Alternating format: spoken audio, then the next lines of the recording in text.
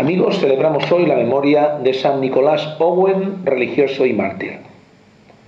Posiblemente nadie contribuyó más a conservar la religión católica en Inglaterra durante la época de la persecución religiosa que un humilde artesano llamado Nicolás Owen, quien durante el reinado de Jacobo I salvó la vida de muchos sacerdotes gracias a su extraordinaria habilidad de encontrarle escondites. Nadie sabe de su infancia y juventud. Gracias a él, muchos sacerdotes salvaron la vida de la furia de los perseguidores, y sería difícil encontrar alguno que en alguna u otra ocasión no fuera salvado por los escondites de Owen.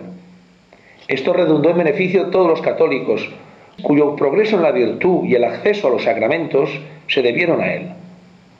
El inusitado éxito de la construcción de estos escondites parecía una recompensa del cielo a la piedad de Nicolás, puesto que, infaliblemente, comenzaba su trabajo de cada día comulgando y durante su labor oraba sin cesar y ofrecía únicamente a Dios la hora terminada, sin aceptar otra recompensa que el mérito de la caridad y el consuelo de haber trabajado por el bien de los católicos, escondiendo a los sacerdotes perseguidos.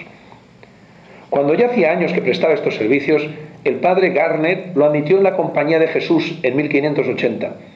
Fue el primer inglés entre los hermanos legos, jesuita, aunque por razones obvias su relación con la orden se guardó en secreto. Owen se hallaba con el padre Gerard cuando, por la delación de un traidor, fueron aprehendidos el día de San Jorge de 1594.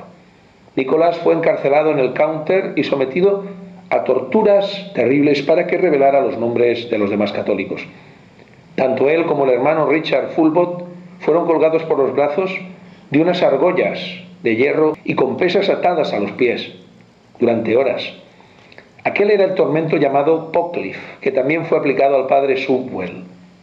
No lograron obtener ninguna información de los prisioneros y Nicolás fue puesto en libertad mediante una suma de dinero que pagó un caballero católico, pero según testimonio del padre Gerard, sus servicios como inventor de escondites para los sacerdotes eran indispensables para ellos y para muchos.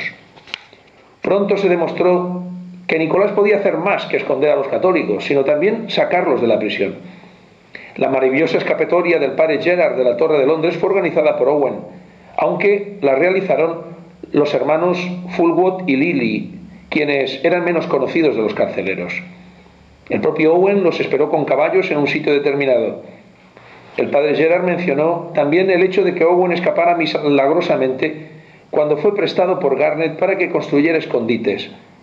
Se habían hecho sospechosos y la casa estaba vigilada, pero era tan grande que aunque tenían un cuerpo de espías numeroso no podían rodearla completamente, ni guardar todas las salidas, que el pequeño Juan no pudiera ingeniárselas para huir sin peligro. Al fin, después de haber servido fielmente a la Iglesia durante 20 años, cayó en manos de sus enemigos.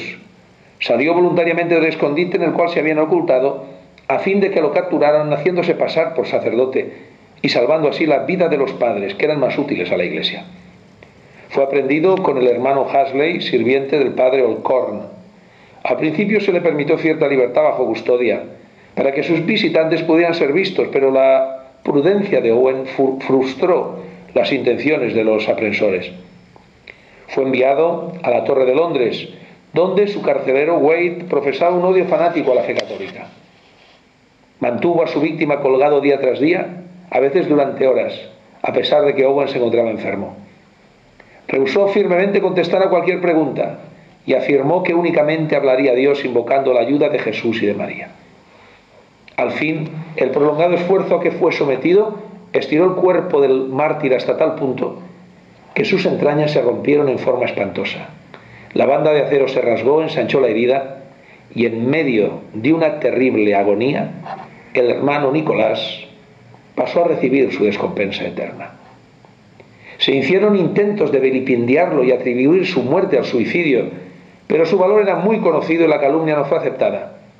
Una prueba de la que solo puede disponerse recientemente se halla en el informe del embajador veneciano, quien en 1606 escribió a su gobernador en la forma siguiente: «Debo añadir que mientras el rey Jacobo me hablaba, mencionó que la noche anterior uno de los jesuitas, a quien remordía la conciencia por sus pecados, se había hecho 2 heridas en el cuerpo con una navaja. Cuando los guardias acudieron atraídos por los gritos, lo encontraron vivo. Confesó haber tomado parte en el complot a su gestión de su provincial y ahora, reconociendo su crimen, había resuelto suicidarse. La opinión pública, dice el embajador, no obstante, sostiene que murió por las torturas que le infligieron, las cuales eran tan severas que le privaban no solo de la fuerza, sino de mover cualquier parte de su cuerpo. De modo que consideran inverosímil que haya sido capaz de acuchillarse, especialmente con una navaja sin filo, como ellos allegan. Se cree que no confesó nada, pero estando ya muerto han engañado al rey publicando esta versión para excitar en él y en todo el mundo la mayor animadversión hacia los católicos y hacer ominoso el caso de su compañero provincial.